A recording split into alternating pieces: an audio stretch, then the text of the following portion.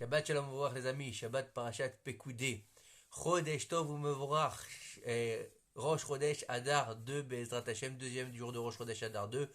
On rentre dans le dernier mois de l'année, Bezrat Hashem, avec bien sûr la fête extraordinaire de Purim, dans 14 jours, Bezrat Hashem. Elle est Pekudé à Mishkan, Mishkan à Edut. La paracha de la semaine, la paracha de Pekudé fait quoi la paracha de la semaine dernière, Vayakel, et en fait elle vient terminer l'histoire de la construction du Mishkan, puisque dans la paracha de la semaine, il est écrit que les Bnei Israël ont fini donc de réaliser tout ce qui était inhérent au Mishkan, que ce soit bien au niveau des tentures, que des planches, que des ustensiles, tout était prêt. Et ils n'ont pas réussi à monter le Mishkan. Il faut savoir que le Mishkan, quelque chose d'extraordinaire, il avait cette capacité à faire régner la présence divine au sein même du peuple d'Israël. Il faut savoir qu'on a aussi quelque chose de très fort dans cette paracha, c'est qu'on finit le Sefer Shemot. Le Sefer Shemot qui est le Sefer de la libération. Et en fait, pour nous faire comprendre que la libération ultime des Bnei Israël du joug de l'Égypte était pour les faire arriver donc dans ce fameux désert pour recevoir la Torah et ensuite réaliser une demeure pour Akadosh Baruch Hu par rapport à sa première volonté qui était celle d'avoir une demeure ici sur terre. Et c'est ce qui s'est passé au moment de l'édification du Mishkan. Akadosh Baruch Hu a enfin décidé de reposer sur terre puisqu'il avait été entre guillemets chassé après la faute du premier homme. Et il faut savoir que tout ce qui a été fait pour le Mishkan a été fini d'être réalisé le 25 Kislev. Mais Dieu il avait décidé que l'inauguration du Mishkan devait être le premier Nissan. Et donc, ils ont dû attendre de Kislev, donc de l'époque de Hanouka à l'époque de Pessah, premier Nissan, pour pouvoir en fait faire l'édification du Mishkan. Et Akadosh Baruch Hu, vous savez que il n'est pas redevable. Et le 25 Kislev lui a dit attends, je comprends pas, Akadosh Baruch Hu, ils ont fini. Pourquoi est-ce qu'ils montraient pas le Mishkan aujourd'hui? C'est quand même mon jour. Et il lui a dit non, c'est pas le jour. J'ai besoin de la force de Nissan pour faire monter le Mishkan. Mais ne t'inquiète pas, toi. Étant donné qu'on appellera ça Hanouka Tamizbeach, l'inauguration du Mishkan, le premier Nissan, il y aura une fête qui s'appellera jusqu'à la fin des temps et même après le Mashiach, la fête de Hanouka. Et elle tombera quand? Le 25 Kislev. Et il faut savoir que lorsque les Bnei Israël ont voulu monter le Mishkan, ils n'ont pas pu. Personne n'a réussi, c'est à monter le Mishkan. Ils sont venus voir Moshe Rabbeinu, ils lui ont dit Moshe, on n'arrive pas à monter le Mishkan. Moshe leur a dit amenez-moi tous les ustensiles et tous les matériaux que vous avez fait, et on va aller voir Akadosh Baruch Hu. Et il est allé voir Akadosh Baruch Hu, lui a dit Akadosh Baruch Hu, comment est-ce qu'on va monter le Mishkan? Et là, Akadosh Baruch Hu lui a dit c'est toi qui vas monter le Mishkan, Moshe Rabbeinu. Alors Moshe lui a dit mais je comprends pas, comment veux-tu qu'un seul homme y puisse monter un tel édifice? À l'époque, on n'avait pas de grue, on n'avait pas tout ce qu'on a aujourd'hui. Ils étaient dans le désert. Vous croyez que Moshe, à main nue, il était capable de monter tout un Mishkan? Et pourquoi est-ce que les Bnei Israël n'arrivaient pas à monter le Mishkan? Pourquoi est-ce que c'est Moshe Rabbeinu qui a monté le Mishkan? Et nos sages de nous dire que Moshe Rabbeinu n'a pas pris part à la réalisation de tous les éléments. Moshe Rabbeinu lui a donné l'ordre d'amener les choses, mais il était peiné de ne pas pouvoir lui-même prendre part à l'édifice, prendre part à la réalisation des ustensiles. Il était peiné. Et en fait, on sait que le Mishkan, c'est quoi? C'est la réparation de la faute du veau d'or. Et si réparation de la faute du veau d'or y a eu lieu, et c'est a pu avoir lieu, c'est quand même grâce à Moshe Rabbeinu. Pourquoi? Parce que Dieu lui a dit laisse-moi maintenant, je vais détruire ce peuple. Et Moshe lui a dit jamais de la vie, efface-moi de ton livre, mais ne détruis pas ce peuple. Donc en fait, si on a pu réparer la faute du veau d'or grâce à l'édification du Mishkan, c'est grâce à Moshe Rabbeinu. Donc Moshe Rabbeinu, il avait le droit d'avoir une part dans cette édification. Et Dieu a dit, de toutes ces personnes, malgré que c'est Betzalel qui a été l'architecte du Mishkan, que Aholiav, il était son bras droit, mais ils ne pourront pas le monter, il n'y a que toi qui pourras le monter, Moshe, parce que c'est grâce à toi, en fait, qu'ils ont pu faire la réparation et faire amendement de leur faute du veau d'or. Et Moshe lui a dit à Kadosh Baruch Hu, c'est impossible. Je ne peux pas monter ça tout seul. On a besoin d'hommes, on a besoin de main-d'œuvre. Dieu lui a dit, la seule chose que tu as à faire, c'est d'aller vers les objets et de faire comme si tu allais le monter et moi je ferai le reste. Ne t'inquiète pas, Moshe. Et c'est ce qu'on dit. C'est pour ça qu'on dit des fois, on dit que Moshe, il a édifié le Mishkan et on dit aussi dans la paracha qu'il s'est édifié. Qui c'est il? C'est le Mishkan, il s'est édifié tout seul par rapport à, bien sûr, à Kadosh Baruch Hu. C'est Kadosh Baruch Hu qui a fait en sorte que le Mishkan s'édifie tout seul. Un petit peu comme les Havdil, comme dans les dessins animés. Vous savez, des fois, il y a des histoires un peu comme dans Merlin l'Enchanteur, là, quand ils vont nettoyer toute la maison. Un petit peu comme ça. Tu vas vers les objets et bouf, tout se met en place. C'est ça la force d'Akadosh Baruch Hu. C'est-à-dire que Akadosh Baruch Hu, il te dit par là, il te dit que des fois, les choses paraissent difficiles. Des fois, les choses paraissent compliquées. Des fois, tu te dis, comment je vais réussir à faire ça? C'est une montagne pour faire ça. Comment je vais réussir à avoir mon diplôme? Comment je vais réussir à avoir mon permis? Comment je vais réussir à étudier la Torah? Comment je vais réussir à être un Talmid Chacham? Et tu te dis que c'est impossible. Moi, je suis Echnin, qu'est-ce qu'il y a? Tu vois pas, j'ai fait tchouva il y a quelques mois, et je vais être incapable. Moi, je vais prendre la parole devant des gens, je vais faire un Dvar Torah, jamais de la vie. Moi, je vais étudier une Dav Gemara, mais je comprends même pas. Moi, je vais être un Moël, moi, je vais être un Sofer. Moi, je vais être un religieux, entre guillemets. Mais je comprends rien. Dieu, il te dit, écoute-moi, mon fils. Déjà, la Torah, je te la donne en cadeau. Donc, c'est pas ton plein gré. Toi, je te demande juste de faire un effort. En fait, pourquoi? Parce que tu vas pas chercher quelque chose que tu ne connais pas. C'est pas quelque chose d'impossible. Parce qu'en fait, c'est quelque chose que tu as déjà en toi. Tu as en toi toute cette Torah. Elle demande juste à être dévoilée. Et on sait très bien que le Mishkan, c'est le dévoilement du divin sur terre. Comme le dévoilement du divin dans la Megillah, alors qu'il n'apparaît pas nulle part le nom de Dieu. Comment ça? Parce que dans le ventre de nos mamans, pendant 9 mois, on a étudié la Torah avec un ange qui était comme une lumière au-dessus de notre tête. Et le jour de notre naissance, l'ange, il va nous mettre un doigt sur la bouche, et c'est le petit endroit que nous avons ici, pour nous faire oublier toute la Torah que nous avons apprise. On l'a oublié, mais on la contient en nous. Et en fait, on fait juste, quand on va étudier, pourquoi c'est pas impossible? Parce qu'on fait juste le, un retour aux sources, en fait.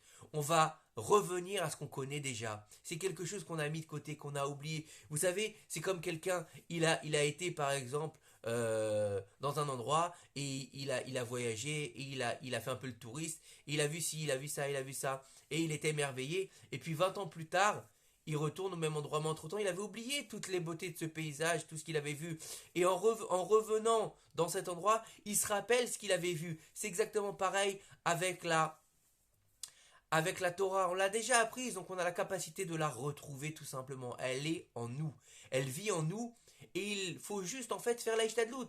Dieu il dit à Moshe, Moshe, approche-toi des planches, elles vont se monter toutes seules. Parce que c'est que toi qui as la capacité de comprendre qu'est-ce que contient le Mishkan. Parce qu'il faut savoir que le Mishkan, c'est le plan du monde entier. Il contient en lui un microcosme. Comme l'homme, il contient en lui un microcosme. Et il lui dit, il n'y a que toi qui peux comprendre la grandeur du Mishkan. Il n'y a que toi qui peux comprendre la force de ce qu'il y a à l'intérieur de ce fameux Mishkan. La table des pains, qui représente l'abondance du monde, la Ménorah qui représente la Torah, qui représente la lumière du monde, les encens qui représentent comment dire, le secret contre les épidémies, les Luchot Abrit et les chérubins qui sont dessus représentent le cœur du Mishkan, l'endroit où la présence divine va se révéler à Moshe Rabbeinu, où la présence divine va résider, l'endroit le plus saint sur terre, le Kodesh HaKodashim qu'on appelle, le Saint des Saints en français. Donc, il n'y a que Moshe qui a passé 40 jours et 40 nuits sur le mont Sinaï, avec Akadosh Baruch Hu, sans boire ni manger, qui est passé de l'état de homme normal à Ish à Elohim, mi-homme, mi-ange, on va dire. Parce que ce n'était pas un dieu, Moshe Rabbeinu. Il lui dit, il n'y a que toi qui as cette capacité, parce que tu fais le pont entre les deux mondes, comme le Mishkan. Il y a marqué quoi? Ele, Pekoudé, Mishkan, Mishkan à Edout. Pourquoi est-ce qu'on a besoin de marquer 2 fois le mot Mishkan? Eh bien parce que tout simplement, le Mishkan que les Bnei Israël ont construit, il faisait écho au Mishkan qui existe dans les mondes supérieurs. Et il faut comprendre que Pekoudé, c'est quoi? C'est le fait de faire le compte. Moshe Rabbeinu, dans la paracha de la semaine, il fait le compte. Vous m'avez amené ça, amené ça. Il fait le bilan, en fait.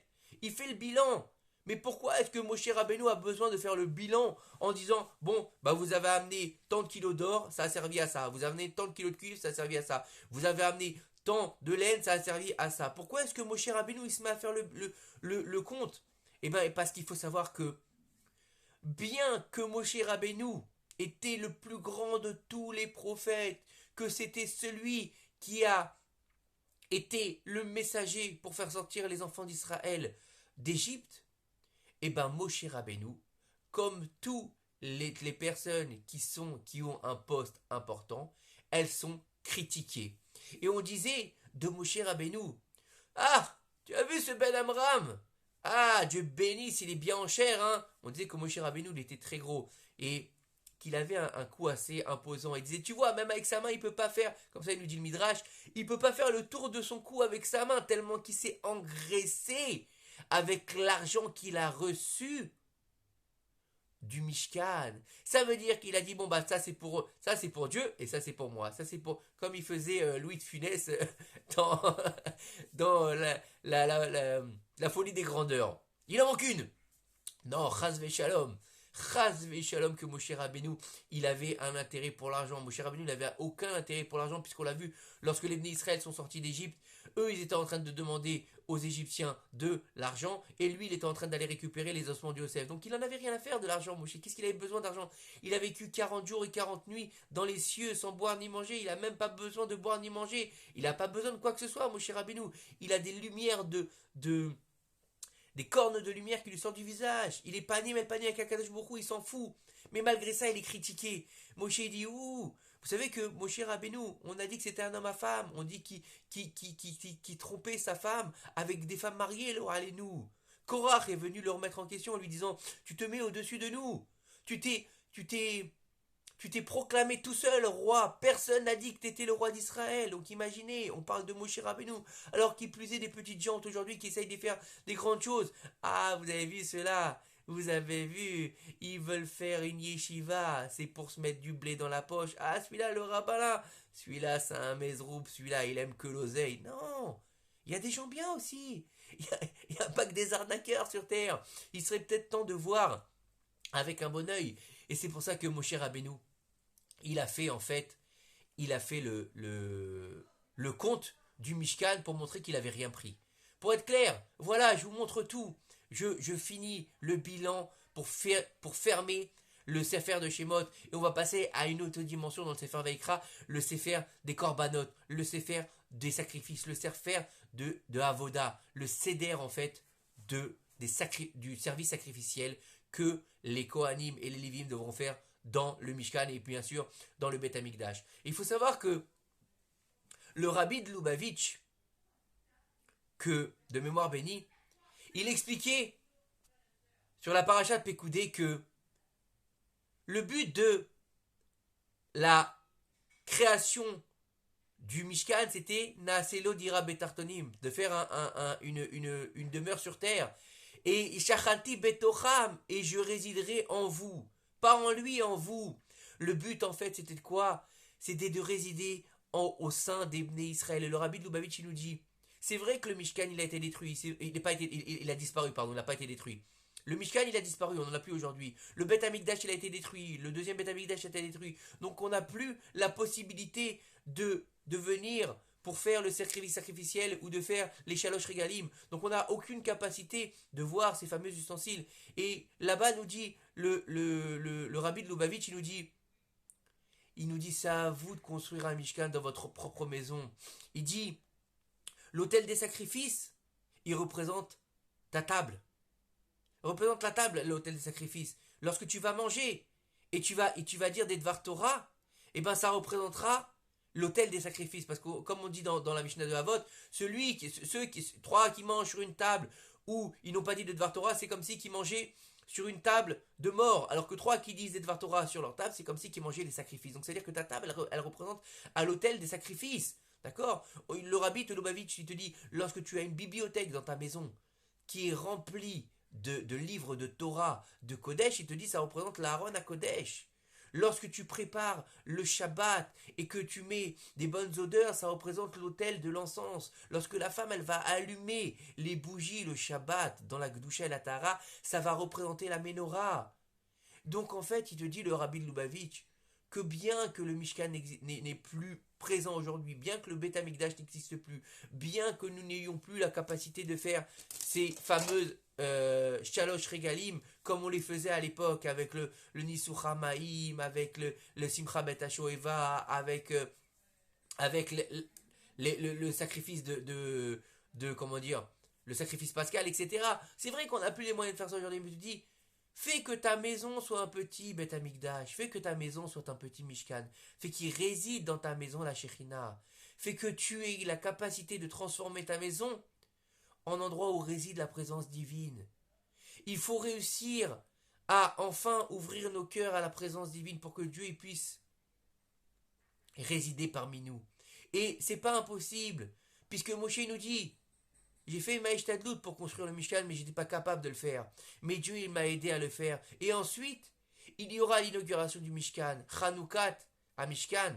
Et là, la présence divine va régner. La présence divine va régner sur le Mishkan, parce que j'ai fait un effort. Donc la présence divine régnera sur ma maison parce que j'ai fait un effort. Lorsque je fais un effort, mes efforts sont récompensés. Lorsque j'essaye, c'est pas en vain. Même si j'ai pas réussi, je vais essayer, je vais me donner les moyens, je vais me mettre en situation et je vais sortir de toutes mes capacités possibles pour pouvoir réaliser ce que je veux faire. Mais si c'est au-delà de mes capacités, j'aurais pas loupé. Ça n'aurait pas été pour rien. Au contraire, Dieu, il va noter celui-là. Il a tout donné pour réaliser. Il a tout donné pour y arriver. Il a fait sa Ishtadlout le plus fort qu'il puisse le faire. Eh ben moi, je vais l'aider à finir sa réalisation. Bien sûr, on ne parle pas que le type, il met toutes ses forces pour faire du talouid. Non, et je vais l'aider parce que c'est saint, parce que c'est pur, parce qu'il y a de la Gdusha, alors ma présence divine va régner sur lui. Et que Be'ezrat Hashem, on ait les capacités de faire de notre maison un petit Beth Amikdash. Je voudrais dédier ces quelques paroles de Torah à tous nos frères et sœurs qui sont en danger aujourd'hui en Ukraine, tous nos frères juifs qui sont dans ce conflit, tous nos frères juifs qui subissent dans ces bunkers, on a vu les images, où ils ont malgré tout une émouna extraordinaire en récitant des